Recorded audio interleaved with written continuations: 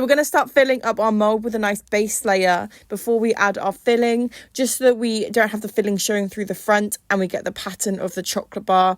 So I'm just making sure to spread it around and get it into all of the corners and try and get as even layer as possible so it's nice and flat, because we're going to need that for when we add the filling in a second. And our filling of choice today is Heroes.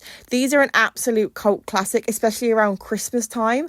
I think they used to sell them only at Christmas and then they sort of changed them because people love them. But inside you get Whispers, which is sort of like a bubbly chocolate. You get Eclairs, which are a toffee with a bit of chocolate inside. You get Twirls, which are sort of textured chocolate with a chocolate coating on the top. These are really, really delicious. You also get a Cream Egg Twisted, which is basically chocolate with the cream egg filling on the inside. It's kind of like a really sweet, sugary filling. No one really knows what it is, I don't think.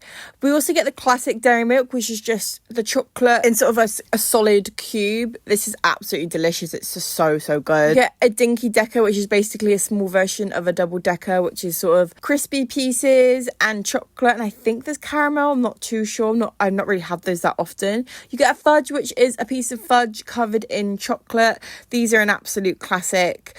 I don't actually have these that much, but they are like pretty good when you have them. Crunchy Bits, which is sort of a honeycomb filling coated on the outside with chocolate. It is a smaller version of the Crunchies chocolate bar, which we have here in the UK. They're really, really good. Then you get Dairy Milk Caramel, which is the sort of chocolate filled with these really incredible like smooth caramel. These are so good. Then I'm just going to keep filling up the mold with all of the different types of Heroes. I'm trying to spread them out as much as I can so that you get like a different one in each area, but it sort of is limited by the fact that you only get a certain amount of each in the sort of box. But you can see they do fit really, really well into the mold. It's really, really satisfying. It kind of feels like you're playing Tetris slightly, but it is really satisfying seeing them all just sort of perfectly fit into the mold. So I managed to actually have enough to fill up the entire mold, which I was really pleased about because I wasn't sure if I would.